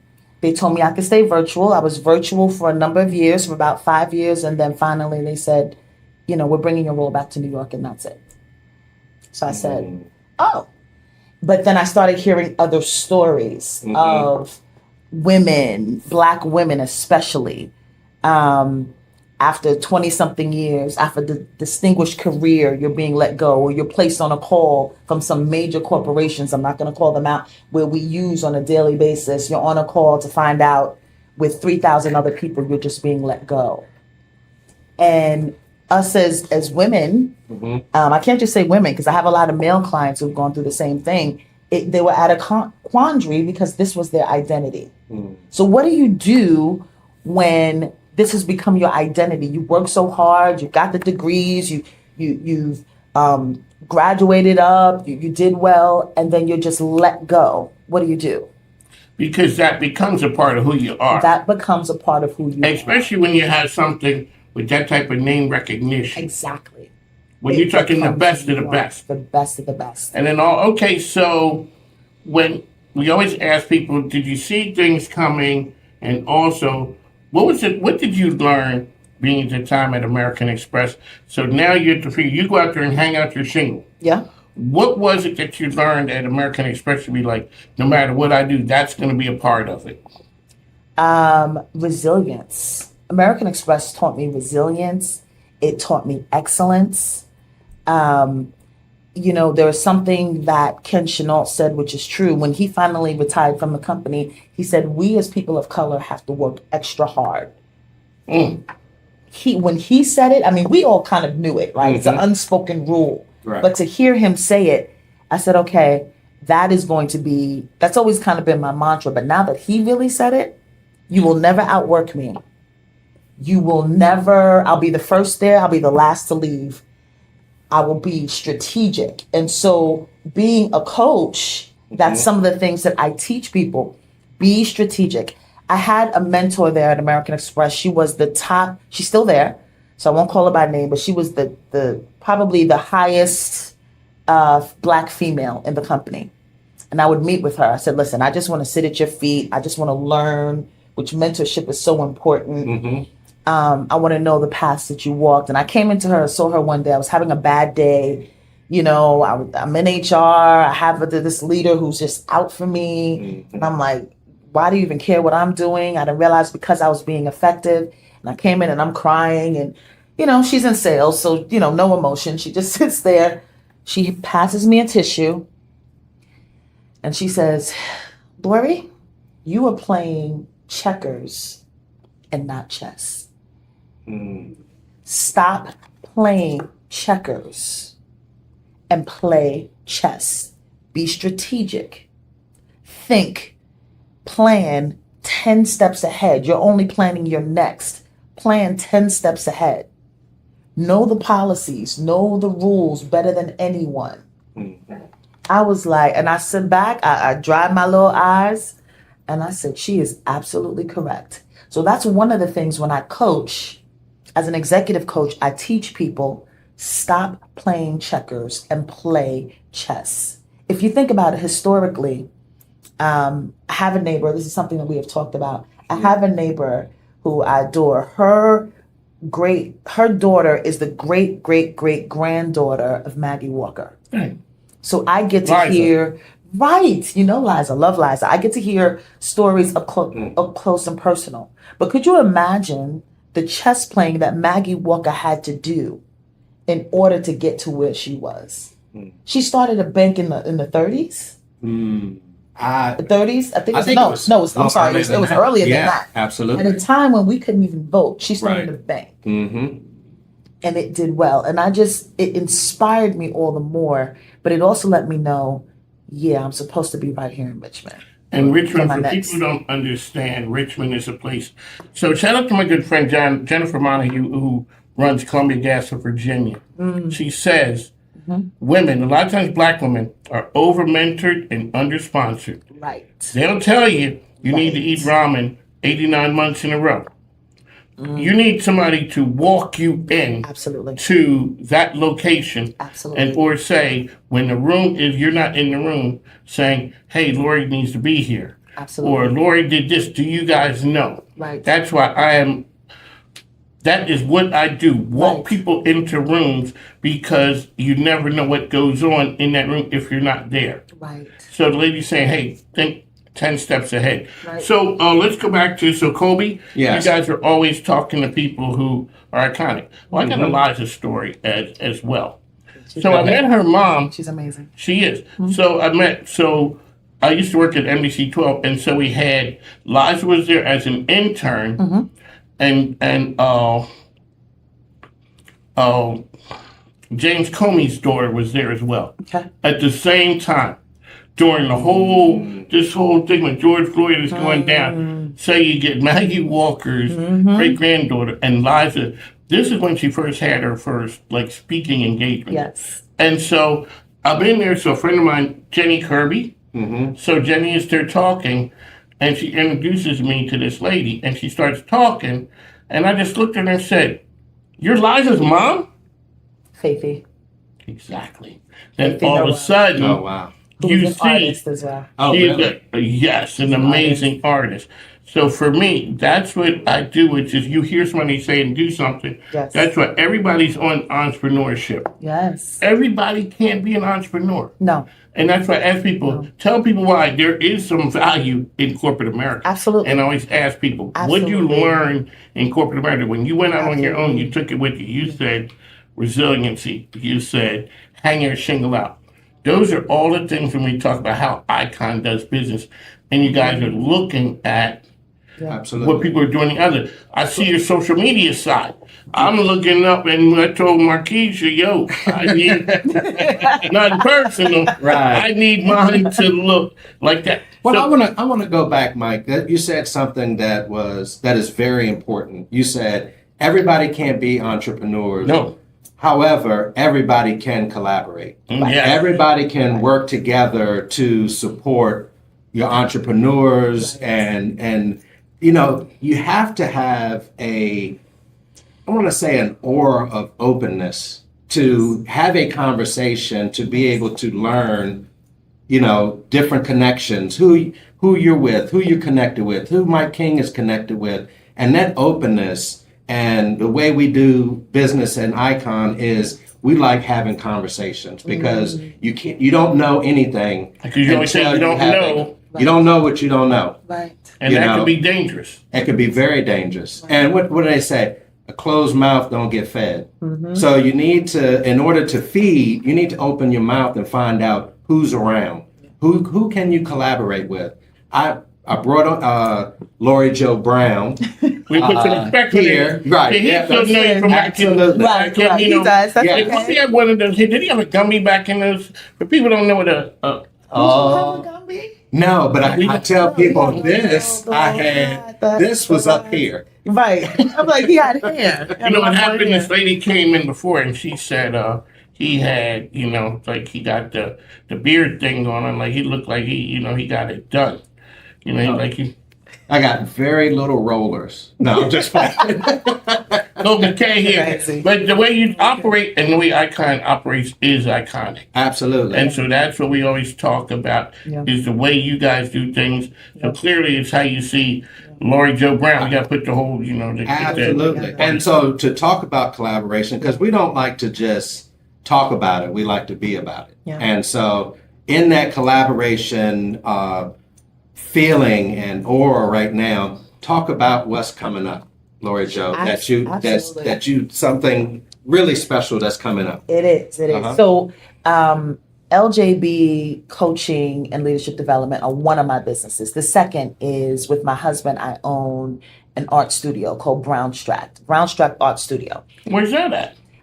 It's out of our home, but he's doing his like initial debut and push this coming Friday at Main Street Station in the lower level. His art is going to be hanging in the art gallery, but we're doing a whole reveal, a whole experience. So you're not coming just to look at art. It will be an experience from his perspective. So that's going to be pretty amazing. Faithy, we just mentioned, she's actually going to be interviewing him from one artist to another to talk about his perception, his, what inspires him, all of those things. But what makes this really special, this art show, my husband's name is Dwayne Brown, Brownstruck Art Studio. Shout out to you, honey. All right. Just got to shout him out. But what makes it really special is he is an artist that actually is blind in one eye. He has a prosthetic in one eye, and you would never know. Wow. But his precision and his detail is amazing, and I stand amazed at the things that he creates. So come hang out. It's a free event, where we're offering some beverages and some spirits. What time? It is from 6 to 9 p.m. 6 to 9 p.m. And tap in a little bit on that VCU vibe. And I've always said, I can relate to artists. I have so many artist friends. I brought Jay Sharp here to talk to you, a while ago. Jay will be there. Yep, Jay will be there. Just great artists. But then you look at VCU's history, and it comes up. Murray DePillars was the man at VCU, the dean of the art school since the 70s.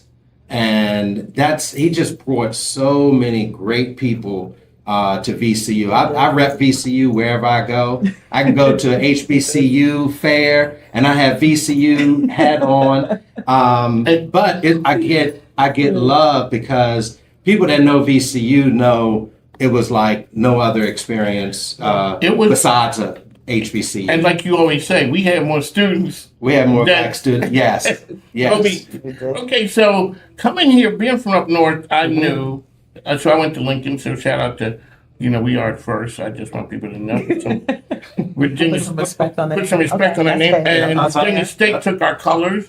So when I wear my jacket, you would think, and then they look, okay. So the thing is, It's okay, sir. The idea of it is that when up north we knew, you guys had Virginia Union, Virginia State. I always thought Virginia Commonwealth was like one, and I'm like, oh, that's not a black college? No. And on top of that, I'm like, when did y'all become VCU and got hit? You know what I'm saying? Before up north, you were Virginia Commonwealth, and now you turned into VCU. Well, let me jump in there because coming from up north, VCU I didn't know about until I came and I visited, and I was like, oh, this is a whole vibe. So because of you came, you visited when I was there. Is that what it is? It was because of you, of course.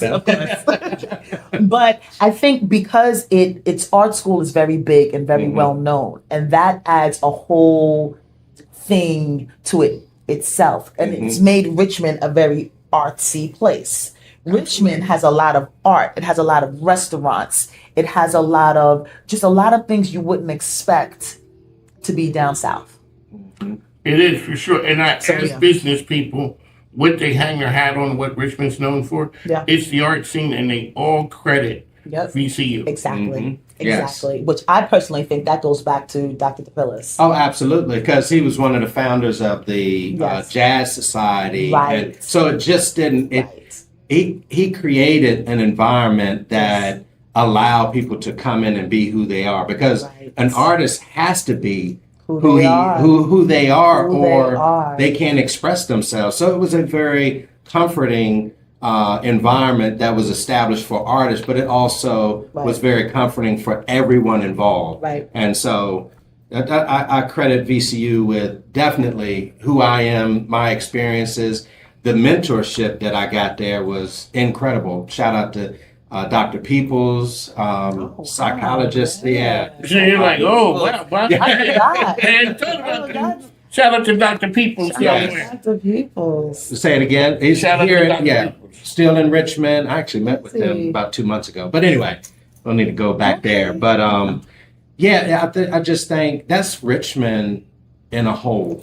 That, people are welcoming, and it allows for, again, that collaboration. It's a beautiful thing. Can I add, just from a business perspective, it surprised me that Richmond had so many Black businesses, Black owned businesses. I was shocked. So coming from New York, it's always about the hustle, but I didn't even see as many Black owned businesses in New York as I did here in Richmond. And it was easier for me to really start and push my business here in Richmond than it was in New York. And that surprised me. So whether it is Black RVA, whether it is Richmond Region Tourism, Richmond is one of the top Black business destinations in the country. Let me tell you something. Y'all got money. Yes. Some of these Black businesses, like these Black owners or entrepreneurs, I was like, there's some money out here. There's wealth. And on top of that, wealth. There's a number of Fortune 100 companies here. And I asked over at the University of Richmond, is that normal for a city this size? And like, no. Wow. And that's the thing. There's a lot of opportunities. On the leadership part, what's something that you see people lacking when you look across the leadership landscape right now? Direction. Ooh. People are lacking direction. They have great ideas, but they just don't know either where to start. They don't know how to get out of their own way. They don't know what direction to go to. They may even know people, but they have no plan. Wow. So how many times have people come to you, man, I want to buy this building because I see all of this. Right. And you're like, great. What's your plan? Plan? What are you thinking about? And that really is what we're all about. We're about the education. Right. Ask the question, because we'll sit down with you and answer the question. Right. And you definitely need that plan you have to do things right. You can't put the horse behind the cart before the horse, and expect it to work right. So you need to establish an order to be able to, one, purchase a building, to lease a building. I've said here countless times before, it's always said that, we're undercapitalized. Well, if you're leasing a building and you don't lease it right, that will take up a lot of your capital. You're paying rent before you turn the key. Right. And that's not the way we advise our clients at Icon Commercial. That's what, or Icon, or Icon Realty. It's doing things the right way. Colby K, how can people reach you? They can reach me at 804-293-2621. Reach me at Colby K, COLBYKAY at iconcommercialrva.com. Again, if you want to know something about real estate, houses, buildings, anything, we'd love to educate you and we'd love to work with you. So important. There you go, Colby K. The best after Lori. How can people reach you? Absolutely. They can reach me at lori@lorijoebrown.com. You can go to my website at lorijoebrown.com as well. There's a contact me button. The work number, 804-258-2885. Had to think about it for a minute. There you go. But yes, I'm on Instagram as Ms. Lori Jo. I'm on LinkedIn as Lori Jo Brown. I think I still even have a Facebook account at Lori Jo Brown. You can check that. But yes, you can definitely check us out as well. And the event that's happening with your husband, how can people get information about his services? Absolutely. You can check out brownstract.com, or you can go to Instagram or Facebook at Brownstract Art Studio. But this Friday, Main Street Station from 6 to 9 p.m., we are going to have a time. There you go. A time will be had. Mike King, we talk about capital. This is human capital at its best. People don't care who you are with until they figure out who you are. Right. People got to figure out who you are to figure out how nice they have to be to you. And that's why I stand so close to Mike King. Everybody knows that man. But you know what, Mike, thank you. Thank you for opening up this platform, for giving people the opportunity to share what they do, who they are, and spreading the word. It's power in numbers. We appreciate it. It's power in numbers. So for people who don't know, go check out the movie it's a documentary called The Black Godfather. It will open your eyes to what you're doing. So, Mike, you got to go. These people got stuff to do. Here you go. Love it. With these rights, I feel like I'm customized. This is my business. The life but still box in my shadow. All right, folks. Thanks. Now, take care. Thank you, man. Thank you. So, you said Black. Come through. Let me give you the card. Come through. So, half the people in there, you probably already are going to know. So today is our meet and greet, where we are inviting several different agencies, including insurance payers, anyone out to learn about each other. We want to build a community-based mental health network, so therefore we can serve our community. Yeah, so Align Integrated Care was built and opened in May of 2021. It began as a psychiatric telehealth practice, and in January of 2024, we expanded our practice and we began community services, starting with our substance abuse partial hospitalization program, and now we have also intensive outpatient, clinical, low residential, and substance abuse case management. At Align Integrated Care, we meet you where you are.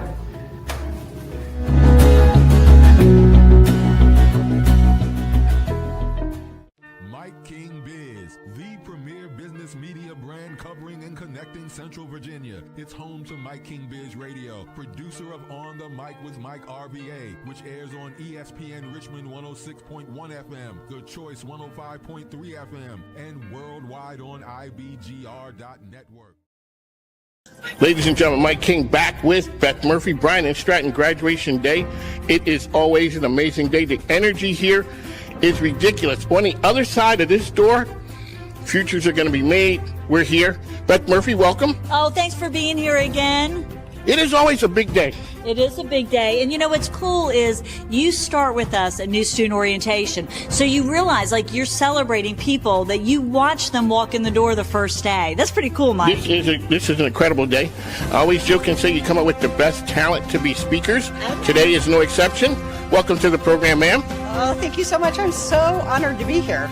Okay, Beth, so how did we land on such a distinguished guest to be the speaker? Well, Bryan and Stratton College has been partnering with the YMCA for a number of years, and Jody Alexander, president and CEO of Richmond YMCA, is just this incredible influencer. She's having such an impact on our community, and what a great story to tell. I feel that Bryan and Stratton College does a great job of impacting the Richmond Chesterfield community. The YMCA is impacting, so it's important that we show our partnership in many ways. So Jody, I always talk to leaders. Well, thank you for being here today. I always talk to leaders. How do you set great culture in an organization? Well, I think that it just comes with being real. I think it comes with seeing people, with meeting them where they are and understanding their hopes, their wants, and their dreams. So that's how you set it. One of the things I always talk about leading an iconic organization, everyone knows the YMCA. What's it like to be the person there who has to be the face of it and understand how people see you and how lives are changed with the Y? Yeah, well, I'm a product of the YMCA, and I'm going to share a little bit of that beginning story today. And so for me, it's gritty, it's real, I keep it real, and, you know, I have that tremendous opportunity and obligation to do that. Alrighty, Mike is here, Jody's here, Beth is here, the whole staff, they're all dialed up, everybody is ready. Families are here. It is a big day. It's a big day. We look good, don't we? We do. All right, so on the mic with Mike King here, coming to you from Richmond Convention Center. It is graduation day. Bryan and Stratton. Thanks. Now take care. Ladies and gentlemen, welcome back on the mic with Mike, the premier business radio program around. I'm your host, Mike King. This is part of the MIKEKINGBIZ Radio Network, which is ESPN Richmond 106.1, The Choice 105.3. as well as International Business Growth Radio, but it is Monday, and you know what? I'm here with my man Barry Moore of the Better Business Bureau. We're here at Robbins School of Business. We're not at ESPN. We're not at the BBB. We're at the Robbins School. Not in Pittsburgh. We're not in Pittsburgh or Philly. Philadelphia. We're here at the Robbins School with our man Dale Fickett. This is 1 Million Cups. Tell everybody about the Better Business Bureau. Yeah, Better Business Bureau has been a nonprofit. 1912 we started, been around, and we look to help consumers find a marketplace that starts with trust. So before they shop or buy anything, no matter what it is, doctors, hospitals, real estate, go to bbb.org/Richmond. This 1 million cups, it's a 10-year anniversary. I met Dale just recently, Mike, like you did, through Dave Barrett, who's on our board. I'm excited to be here. I'm glad the show could be here. I hope all these people start following us, if they're not, on LinkedIn and Facebook, and really just get involved. And the BBB will be in a place to start to work with UVA Works and 1 Million Cups in different ways. So I'm looking forward to it. Better Business Bureau, inspiring trust in the community in business. Period. That's what you do. Right. All right, on the mic, Mike, how can people find the BBB out there? Yep, bbb.org/Richmond. Just give me a call, 804-521-6940, and we'll get some more guests on here. I'll try to get Dale Fickett over here. We got Dale Fickett, we got Dave Barrett in the house. Yeah. All right, so we got Samaya here. Oh, it's all home week now. On the mic, Mike, we'll be back in just a moment. Yeah. On the mic, Mike King, ESPN Richmond, The Choice 105.3, part of the MIKEKINGBIZ Radio Network. Look like I got the man in the house. Dave Barrett is here. I met him through Dale Fickett a while back. I always say, sir, it is a business show. Tell us who you are and what you do. Hey, Mike, I'm Dave Barrett, and I'm the president, CEO, founder, key bottle washer for Barrett Capital Management, investment company here in Richmond. So when I was out at your place, that's the financial side. I got a sense of culture. Like you set the right culture at an organization. Now, I could have you here talking about the finances. Well, you know, but what I noticed was the culture. How, as the leader of an organization, do you set culture like that? Listen, every for-profit business needs to make a profit. So it is about making money, but it's about making money and having fun at the same time. You know, making sure that people really want to come to work there and just have fun together. I mean, you know, you talk about team and family and that type of thing. And if you don't have that, I mean, you don't have a great workplace, and people don't want to stick with you for a long time. We opened our little company 22 years ago, and I'd say we don't have a big company, but we've had almost no turnover. I mean, people have left and had children and things like that, but you know, it's a great place, and we love taking care of our clients, and clients like coming by and visiting with us, and so it's just I don't know, it's fun. You can be an investment company and still have a good time. So shocking. Well, especially in a little market which is a little volatile, people get a little nervous and call you, and you have to reassure them that you've got a disciplined plan to protect and grow their investments. But it's also not only about caring for money, it's about caring for people and being there for people and making sure that they're having a good experience. One of Mike King, Dave Barrett is with us as well. So we're at 1 Million Cups with our man Dale Fickett is here with us. But we're also here. You're on the board of the Better Business Bureau. Yeah, that's right. And right. you just said something to me off air. Explain to when you support and on a nonprofit board, what are the two functions again? Well, I mean, I heard a weekend seminar that taught me this lesson. Okay, this was on a nonprofit when I was on a board of a school. But board members only really are allowed or should do two things on a nonprofit board. One, raise money for the foundation. And two, raise better board members than they currently see around the boardroom table. I mean, that's the legacy you want to leave as a board member. So when they asked me to do this, it was really just to help build the board and, help raise money for the foundation and things like that. Give back to Central Virginia. There you go, Dave Barrett. How can people find you out there? How can people find the organization? People in need of financial management. BarrettCap.com. Very simple. BarrettCap.com. Mike King is smiling at me. He's heard enthusiasm before. I've heard it. I've said in your boardroom. Yeah. And like I said, what I came away with, the financial side is fine, but it was the culture of what I got from being at the organization. Always good. On the mic with Mike, we will be back in just a moment. Ladies and gentlemen, welcome back to On the Mic with Mike, the premier business radio program around. So we're here at the Better Business. No, we're not. I'm here with Barry Moore. Dale Fickett. We're at 1 Million Cups. And so I have a reluctant guest, to put it mildly. No one wants to come on and talk because they're not saying, you know exactly what you do, and it's interesting.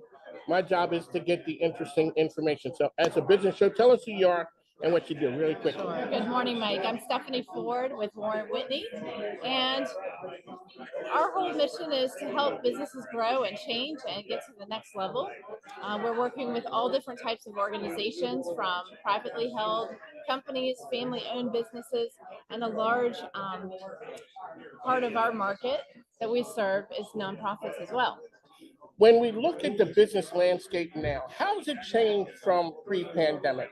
What's the one thing that you could put your finger on and say, that's changed, and we would have never done it before, but it kind of works? Hard question, but everything is a little harder now. Everything's more complicated. And I think the toughest spot for folks that are running organizations right now is the people part. So it's finding good people, it's keeping the good people that you have, it's attracting new people, and keeping them in your organization. And so the talent management piece is hard when it comes to creating the right culture and environment, and also the compensation piece as well. I always say we talk to and attract the best and the brightest. Attracting talent is very important these days, but I always ask CEOs and leaders, how do you not work the ones that you have till they're ready to go, because we're short on talent? Right, yes, and the burnout factor is big right now. So it is about striking that balance and finding ways to reward the good ones, supporting them where they can, figuring out what is important to them. So extra time off or flexibility in their day, things that you can do, because you can't always give everybody gigantic raises every day. That is true. The finances don't allow it. So on the mic with Mike, a while back, I had interviewed the CEO of Elephant Insurance, and I asked him, what did he learn from the pandemic? He had said he was sure that remote working would not work. He said he knew it for a fact. 3 weeks into it, a month into it, he realized that it works. How did that change your business? Well, I think remote working is here to stay. It's not 100% remote, but nobody's also like 100% in person all the time now either. So I think it just has added flexibility to the workplace. There's an acceptance that it's okay to do a virtual meeting. And it's okay to work from home now. It's okay to be interrupted by your child or your pet. The world doesn't end because that happens And anymore. I think so. That's the upside of the pandemic, is that there's a little bit more humanization, if you will, in the workplace, and an understanding that we're people too, with families and lives. But I like that there is flexibility, and that there's recognition that you can be productive, whether you're sitting in an office or sitting at home, or even frankly doing a meeting from your car sometimes. It's changed the world on how we do business. I always say this is a social enterprise business show. The sponsors that I have believe that business can help society be better. That's what we're grateful. So as I always say, make sure you take a listen to our sponsors and advertisers, because they help us stay on the air, as well as my grandkids need stuff. So they need to get to school just started. So one of my Stephanie is here one last time. How can people find you? WarrenWhitney.com. There you go. Thanks, Mike. All right, one of Mike. We'll be back.